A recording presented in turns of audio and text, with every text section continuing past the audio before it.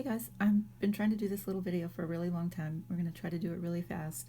I just wanted to give you a sampling of different yarns that I've been exploring for Fair Isle knitting. And these are the yarns that I've been experimenting with that are new to me. And my goal was to find fingering weight yarn that was fairly soft because I'm fairly allergic to wool. The second it touches my body, it seemed to make me break out. So the first yarn that I've been working with is the Woolfolk Tinned, and I really like the range in the blue line, and it's extremely soft and really easy to work with. And as you can see, the colors work exceedingly well together. And it's not a light fingering weight yarn. It's a real fingering weight yarn, and there's no funny holes that appear. It's just kind of, the stitches really blend together so nicely, and I cannot say enough nice things about it. The only downside is the range of colors is very limited. There's a blue line, a range of blues, browns, neutrals, and black gray tones, and that's it. But hopefully this line will grow over time. I'm super happy with it. It is a little bit on the expensive side, but for working with small projects, for me it's been kind of affordable.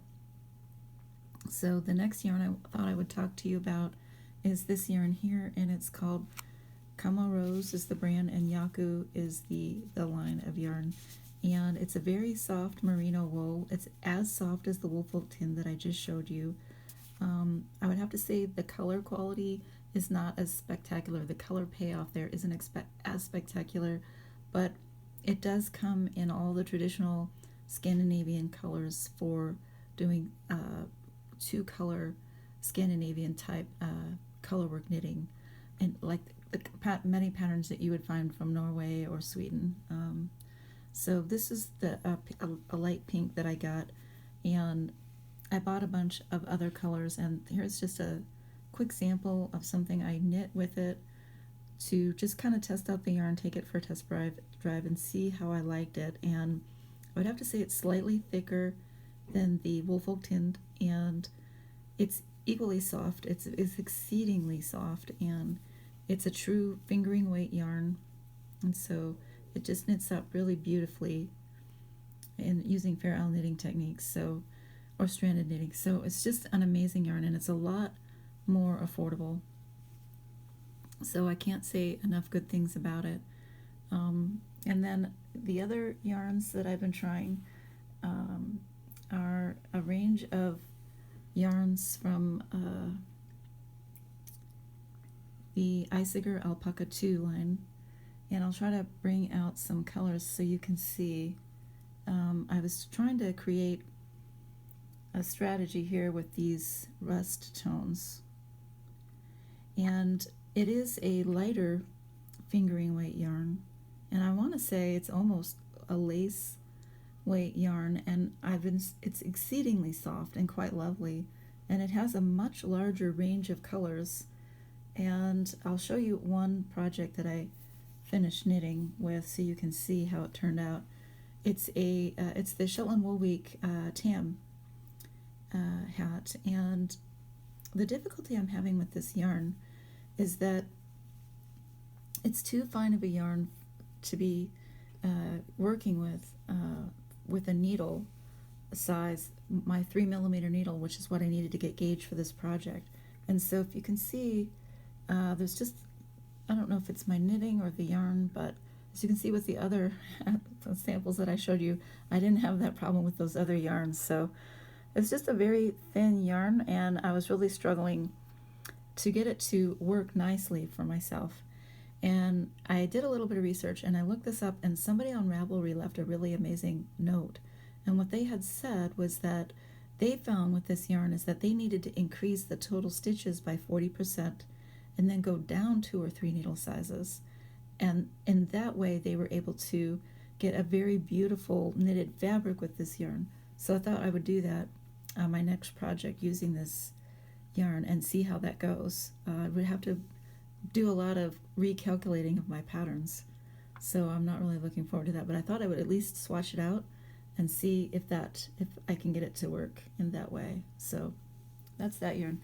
And then the other yarn line that the Isager company has is their I believe this is their Highland wool, and the colors are really bright and saturated and more of a traditional rustic wool. And it does work really well with the Alpaca 2 in terms of, not color, but the colors are very similar in the two lines, but in terms of the weight of the yarn, they both share the same weight, so they could be used together in the same project. So if you have more colors of one and fewer of the other, or you need one color from one line and you can't find it in one line, you can find it in the other, you can definitely find a solution so that you can get more colors to do Fair Isle knitting. And I think this Highland wool is the one that has a larger range of colors. And then the final yarn that I've been trying is this Petite Lambswool, and I just absolutely love it. It's considered a rustic wool, which in my mind is code for a little scratchy, but like 1,000% more beautiful. You can see the tonal variation in the color of that skein. It's just absolutely stunning, which is what makes the Fair Isle knitting so much more beautiful. And you're not going to be able to get that quality of tonal variety in the yarn in the Cama Rose or the Woolfolk Tinned. You can only seem to find this tonal variation in these rustic wools, so it's absolutely spectacular, this yarn. I'm a little worried that it's not going to be something that I'll feel comfortable knitting with for mittens, anything resting against my skin, because I live in a warm weather climate and I get this allergic reaction to wool, but I'm going to use it anyways. Out of all the rustic wools I've touched and felt, this Le Petite Lambswool is absolutely the most soft out of all the rustic wools. And the thing I love about it is the tonal variation in there. And the final thing I love about it is that it doesn't go from thick to thin the way you see some of the other rustic yarns. It has an amazing spun quality to it. So that definitely helps a lot when you are doing Fair Isle knitting, because the more consistent the strand is in its thickness throughout the entire skein, the more even your gauge is going to be. At least that's what I found. So here's some other colors that I've started collecting. I think there's 12 or 15 colors in total. And